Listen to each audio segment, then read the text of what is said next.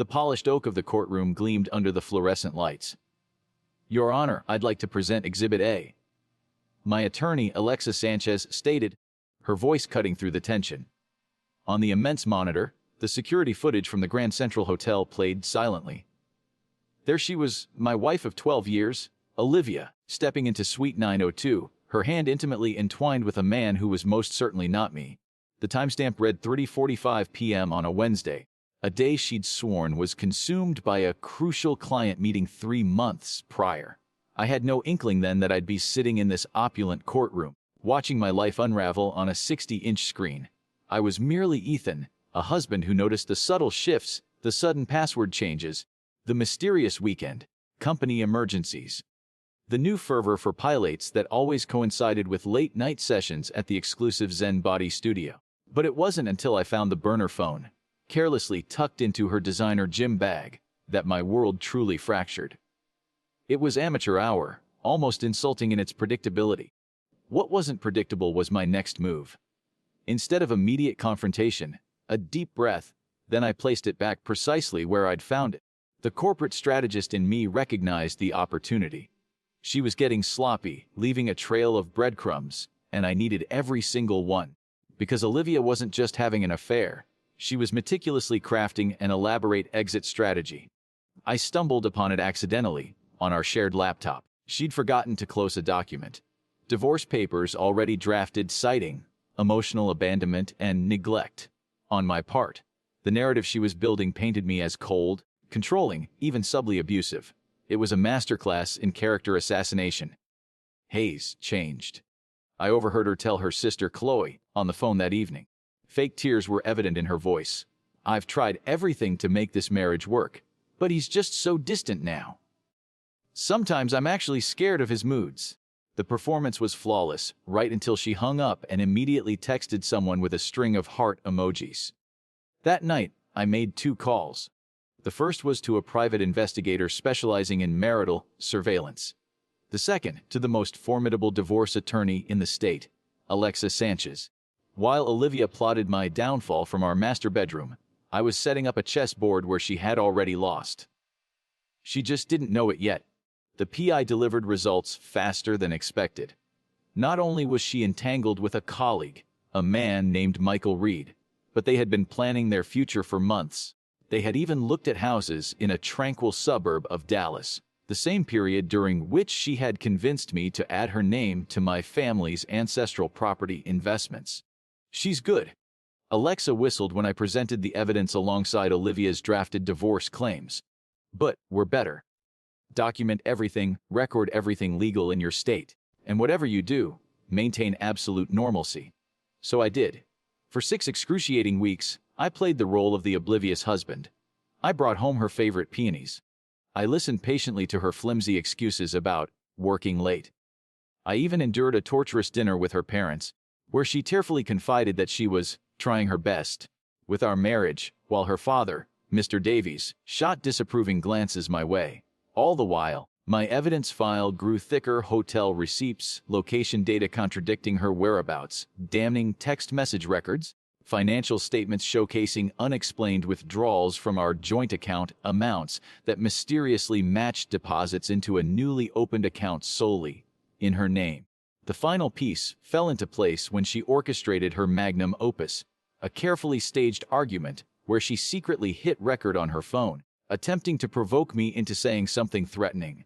I recognized the setup immediately, the calculated way she escalated her voice, while I remained unnervingly calm. The specific accusations designed to trigger a reaction. "Why are you doing this, Olivia?" I asked quietly, watching her performance shift from frustrated to indignant. "Doing what?" "See, this is exactly what I mean." "You always twist everything around," she practically shouted, playing to an invisible audience. What she didn't know was that I had been recording too. Every single conversation, every false accusation. Every night she thought I was asleep while she whispered on the phone to Michael. The stage was set. Her victim narrative was ready for prime time, but my evidence was ready for court. And unlike her Oscar-worthy performance, my proof wouldn't be dismissed when the credits rolled. Living under the same roof with someone actively plotting your destruction requires a level of self control I never knew I possessed. Every morning, I'd watch her prepare for work with extra care, makeup perfect, hair styled impeccably, outfit selected the night before. The facade of a dedicated professional hiding a midday rendezvous at the Grand Central Hotel. "You're home late," I commented casually one evening as she walked through the door at 8:40 p.m. Her shared calendar, which she had forgotten about, showed her last meeting ending at 3:30 p.m. "The Sterling account is a nightmare," she sighed dramatically, setting down her purse. The whole team had to stay late. A perfect lie delivered with perfect conviction. According to my PI, she'd left the Sterling emergency at 4:15 p.m. and driven straight to Michael's downtown apartment. "Want me to grab takeout?" I offered, playing my role flawlessly. "I already ate," she replied, barely making eye contact. "Don't wait up. I have reports to review." That night, I reviewed my own report's photographs of her entering his building, timestamps contradicting every story she'd told for weeks. I organized everything chronologically, building an airtight case, while she constructed her alternate reality. The performance escalated the following weekend when her parents, Mr. and Mrs. Davies, came for dinner. I'd always had a good relationship with them, but that night, I noticed subtle changes. Her father's handshake was colder, her mother's hug hesitant. During dinner, she executed her next move. "How's work been for you lately, Ethan?"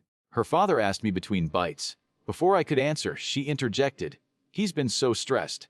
Coming home late, barely talking. Sometimes I feel like I'm living with a stranger." Her voice cracked perfectly on the last word. I felt their eyes on me, judging, reassessing. She'd been planting seeds, carefully cultivating their sympathy while painting me as the villain. "Actually, I've been wrapping up early lately," I responded calmly. "Home by 6:00 most nights." My first countermove subtle but clear. Her eyes flashed momentary panic before she recovered. "Well, maybe physically present," she laughed, touching her father's arm. "But mentally, miles away." After they left, she unleashed her anger. What was that about? Contradicting me in front of my parents? I shrugged, just being accurate about my schedule. "God, this is exactly what I mean. You're so obsessed with being right all the time. Do you have any idea how exhausting that is?" The victim narrative was shifting into high gear. "I'm just stating facts," I replied, maintaining eye contact while activating the recording app on my phone. "Facts. Your version of facts. This is why I can't talk to you anymore." You twist everything. She was practically performing now, gesturing dramatically, voice oscillating between anger and hurt. If I hadn't known better, I might have actually believed her. The next day, she called in sick to work, something she never did.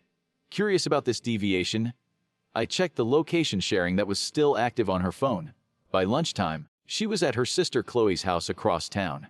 I texted casually, asking if she needed anything from the pharmacy. "Just resting," came the reply. That evening, Chloe called me directly, unprecedented in our 12 years together. "I'm worried about her," she began without preamble. "The things she told me today. How long has this been going on?"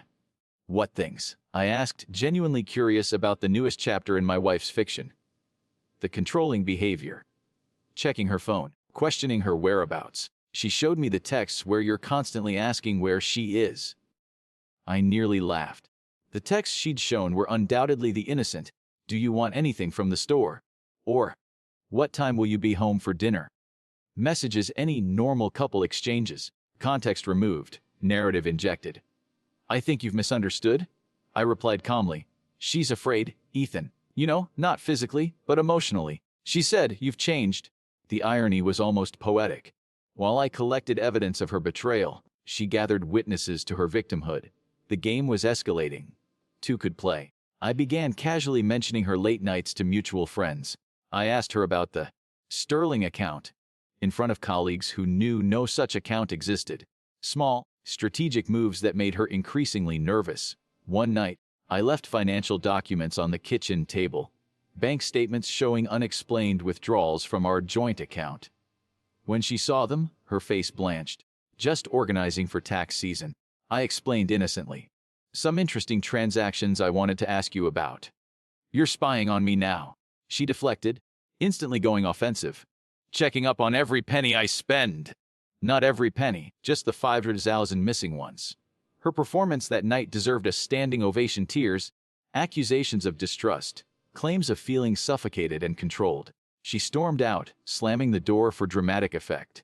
According to my tracking app, she drove straight to Michael's. The next morning, I received an email from her attorney, Mr. Thompson. The opening salvo had been fired. The subject line read, "Petition for divorce, spousal emotional abuse claim." She had finally made her move. Now it was time for mine. Emotional abuse, alienation of affection, financial control, and psychological intimidation. The divorce petition read like a screenplay for a melodrama. Olivia, now officially my soon-to-be ex, had crafted a narrative so compelling that even I almost believed it for a moment. Almost. Her attorney, Mr. Thompson, had a reputation for scorched earth divorce tactics. The kind of lawyer who specialized in portraying wealthy husbands as monsters while securing maximum settlements for wronged wives. His first move was predictable: an emergency hearing for a restraining order. Mr. Thompson contacted the court this morning. Alexa informed me over the phone. They're requesting you vacate your home immediately, pending investigation of emotional abuse claims. Hearing is tomorrow at 9:00 a.m. I felt a strange calm wash over me. This was the moment I'd been preparing for. They're making a mistake, I replied. They certainly are, Alexa agreed. Bring the flash drive, every recording, every document. And wear your best suit. The courtroom the next morning was exactly as I'd imagined during those long nights, collecting evidence, wood, paneled, formal. Olivia sat across the aisle, dressed conservatively in a high-necked blouse, hair pulled back, the perfect picture of a woman seeking protection. She avoided my gaze, occasionally dabbing at her eyes with a tissue. Her attorney approached the bench first, painting a vivid picture of systematic emotional torture. Your Honor, my client has endured months of escalating controlling behavior, constant questioning of her whereabouts, monitoring of her spending, creating a hostile living environment that has resulted in severe anxiety and emotional distress. As he spoke, I watched the judge's face, sympathetic nods, furrowed brow. He was buying it. Furthermore, Mr. Thompson continued dramatically. When confronted about this behavior, the respondent has engaged in gaslighting tactics, denying reality and making my client question her own perceptions. We have witnessed statements from family members confirming these patterns. When Alexa stood, the contrast in approach was striking. No drama, no emotion, just facts. Your Honor, before the court grants any emergency orders, we'd like to present evidence that provides necessary context to these allegations.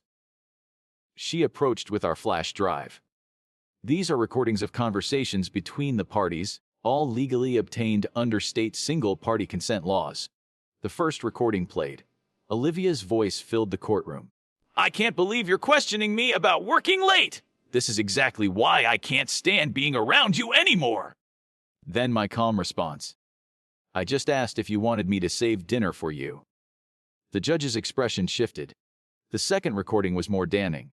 Her coaching Chloe on what to say about my controlling behavior. The third was a phone conversation with Michael, laughing about how easy it was to manipulate me while they planned their future. By the time we presented the hotel footage, bank statements showing her systematic withdrawal of funds, and text messages with Michael discussing their exit strategy, the judge had heard enough. Mr. Thompson, the judge stated, not only am I denying the restraining order, but I'm inclined to view this as a potentially frivolous filing designed to gain tactical advantage in divorce proceedings. The judge turned to Olivia, whose performance had crumbled under the weight of evidence. The court takes allegations of abuse very seriously. Using such claims strategically undermines those who are genuine victims. Outside the courtroom, Olivia's perfect facade finally shattered. You recorded me. You've been spying this whole time. She looked genuinely shocked that I wasn't the passive observer she'd assumed. No, I corrected calmly. I've been protecting myself from you. Her lawyer pulled her away before she could respond, but their hushed, urgent conversation told me everything. Their strategy had backfired spectacularly. Instead of me being removed from our home, her credibility with the court was now severely damaged. That evening, I returned to an empty house. She had taken some clothes and personal items, likely on her attorney's advice. The silence felt like victory. My phone buzzed with messages from concerned friends, Her narrative had been widely distributed, it seemed. Is it true what she's saying? Are you okay? We had no idea things were so bad between you two. I responded to none of them. The court of public opinion wasn't my concern. The actual court was where this would be decided. Alexa called with our next steps. They'll regroup and try a different approach.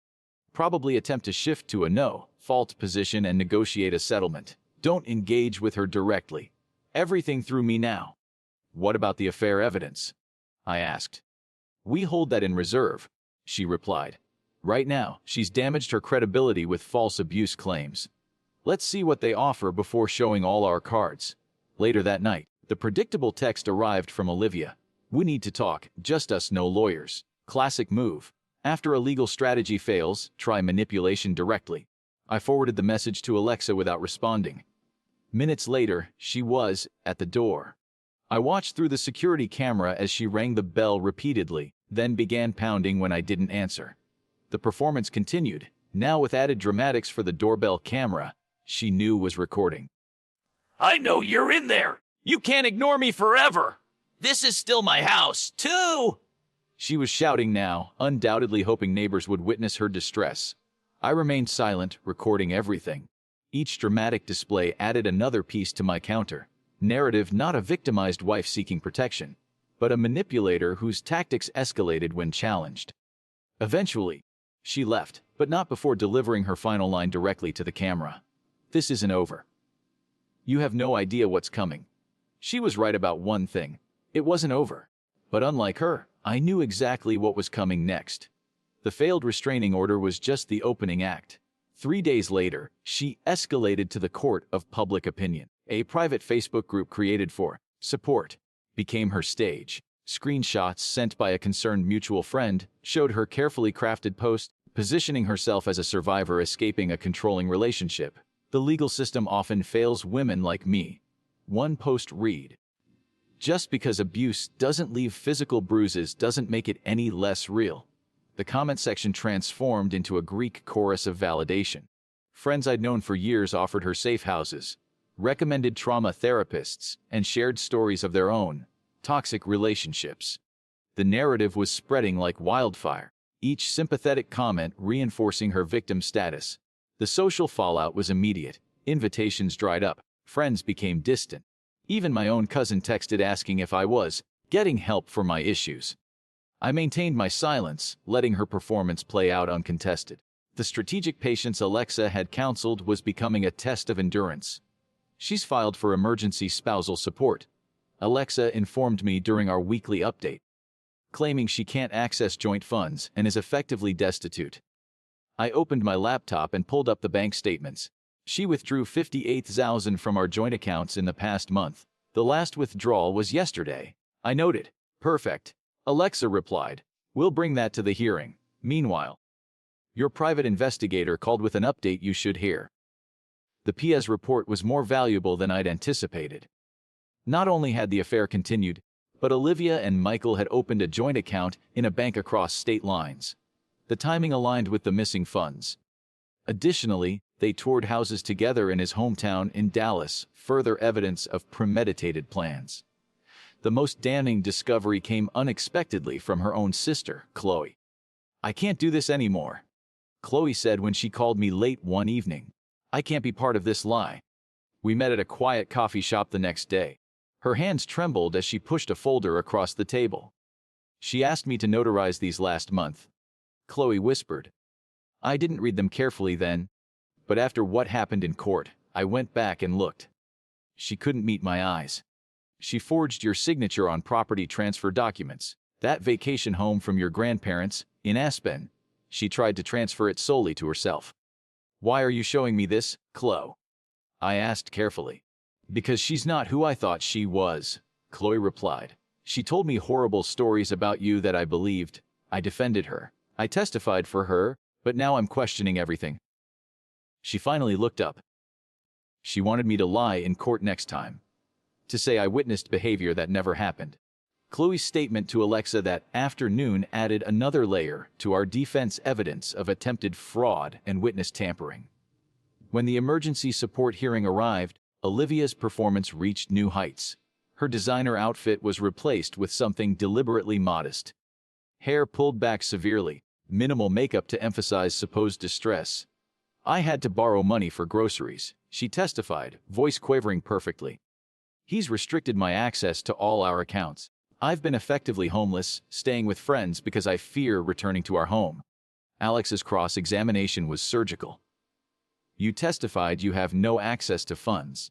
Is that correct? Yes, she replied softly. Your Honor, I'd like to enter into evidence bank statements showing withdrawals totaling $58,000 from joint accounts in the past 30 days.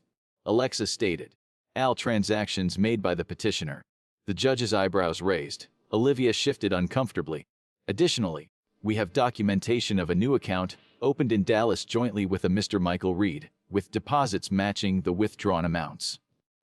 Olivia's attorney attempted damage control. Your Honor, my client withdrew those funds, fearing financial retaliation. She needed to secure resources to escape an unsafe situation she already tried to establish with a restraining order this court denied.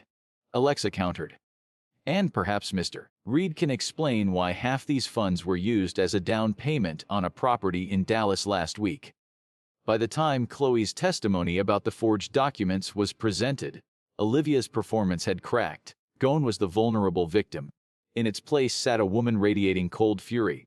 The judge denied the emergency support request. Furthermore, he added, the court is troubled by evidence suggesting attempted fraud through document forgery. The court will be referring this matter to the district attorney's office for review. Outside the courtroom, her attorney pulled her away before she could approach me, but not before she hissed, "This isn't about money. This is about destroying you like you destroyed me." It was the first honest thing she'd said in months. That evening, I returned home to find my tires slashed. The security camera had mysteriously malfunctioned for exactly 17 minutes, just long enough for the vandalism to occur on scene. The message was clear. The legal strategy having failed, we were moving to less civilized tactics. I called Alexa immediately. Document everything, she advised. Replace the camera with one she doesn't know about.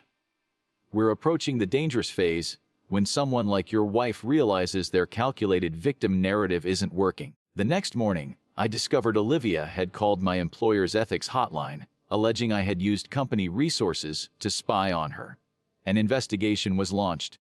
My access to certain systems temporarily suspended. The assault was expanding beyond our marriage, targeting my professional reputation.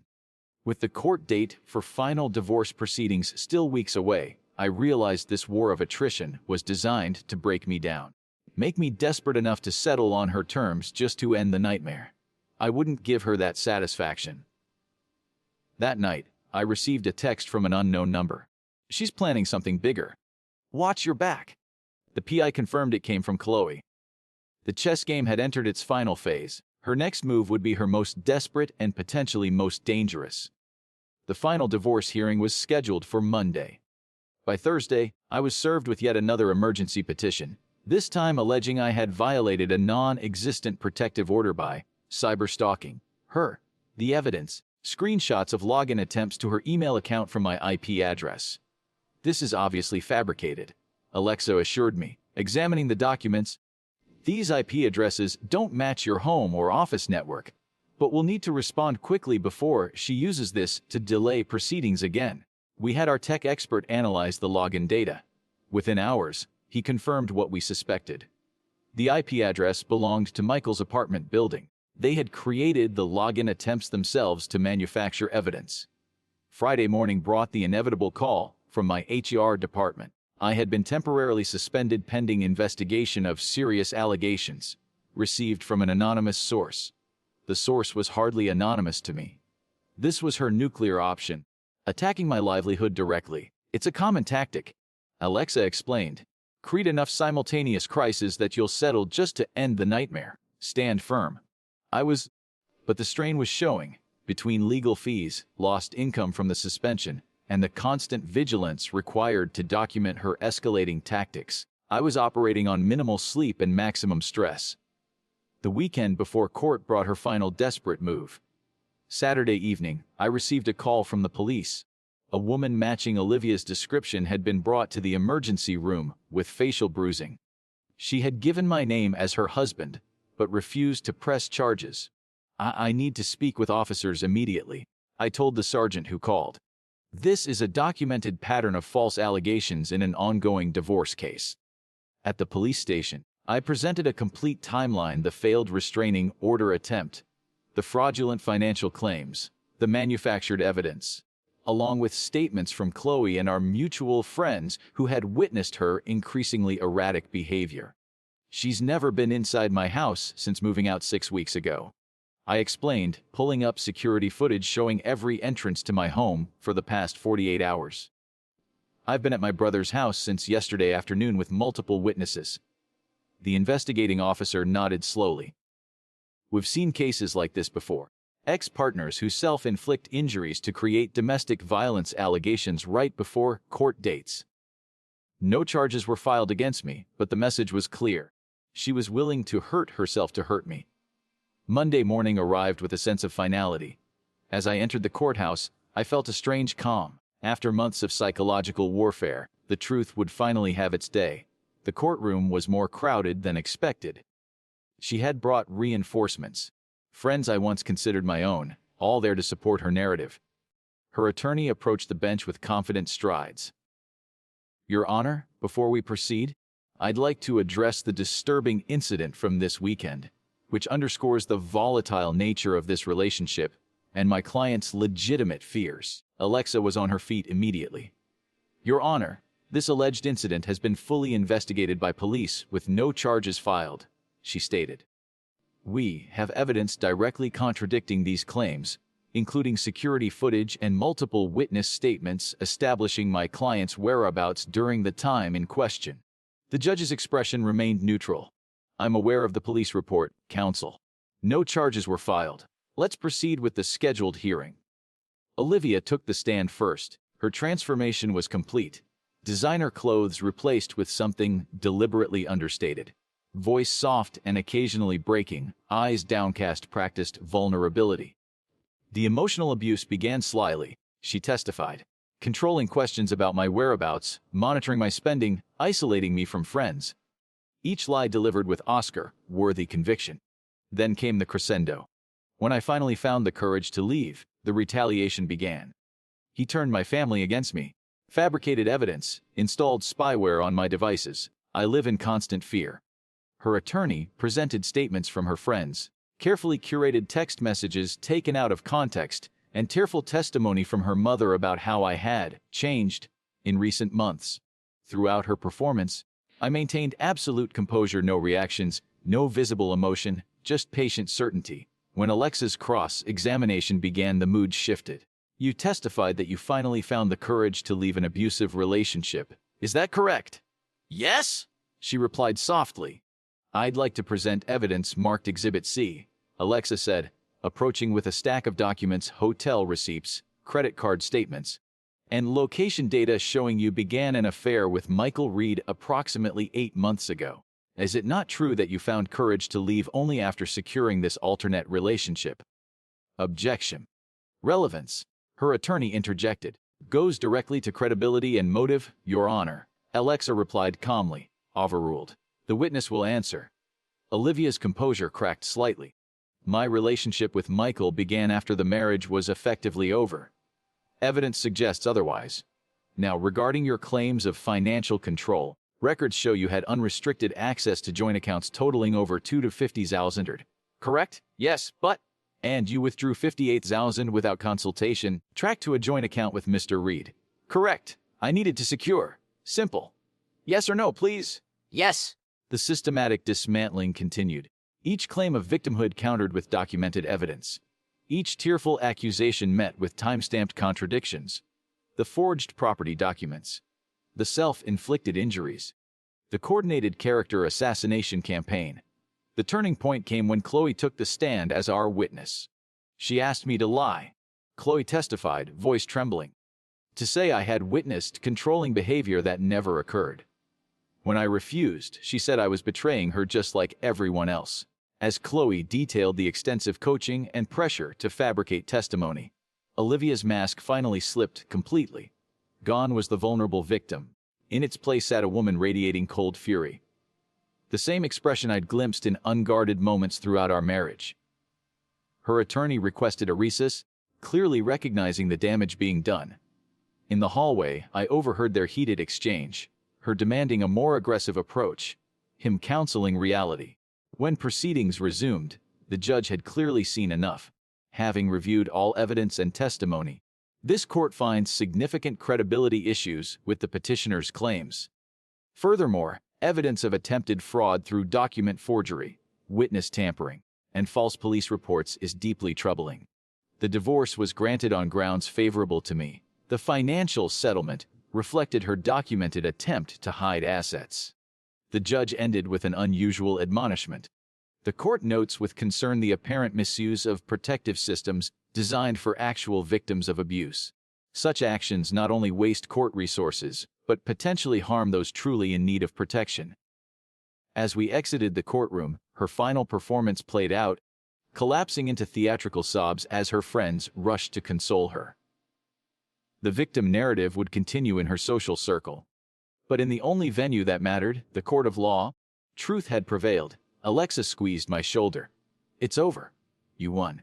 But looking at the woman I had once loved, now surrounded by people who believed her lies, I wondered what winning really meant in a war like this. 6 months after the divorce was finalized, I still found myself scanning parking lots for her car and checking security cameras more often than necessary. Old habits formed in psychological warfare don't disappear overnight. The professional damage had been contained, but not eliminated. Though the company investigation cleared me of wrongdoing, the whispers remained. I accepted a lateral transfer to our Seattle office. Not fleeing, but strategically repositioning. New environment, fresh start, distance from the battlefield where her narrative still circulated. Alexa called with updates periodically. The district attorney had declined to pursue charges for the forged documents or false police report. Disappointing, but not surprising given their caseload priorities. She had moved in with Michael, officially relocating to Dallas as planned. The chess game was over. All pieces returned to their boxes. Or so I thought. The email arrived on an ordinary Tuesday morning from Chloe. Subject line, "You should see this." Attached was a link to a private social media post. My ex-wife, glass of wine in hand, surrounded by sympathetic friends, still performing her victim narrative months later. "He took everything," she wrote. "The house, the savings, even my family. The system is designed to protect men like him, but I'm rebuilding stronger, wiser. One day I'll tell the full story." The comment section was filled with supportive messages, offers of help, and criticisms of a legal system that fails women. The alternate reality she had constructed remained intact in her chosen audience, a bubble of validation where evidence didn't matter. I closed the tab without responding. Chloe had meant well, but nothing there was surprising or required my attention. Later that evening, my phone rang, an unknown local number. "Hello, is this him?" A male voice, slightly slurred. The controlling ex she barely escaped from. I recognized the voice immediately. Michael, her lover, now apparently her partner in victimhood as well. "Michael, you're drunk. Go home." She told me everything. He slurred. "How you spied on her, manipulated the courts, turned her family against her." His voice rose with each accusation. She still has nightmares because of you.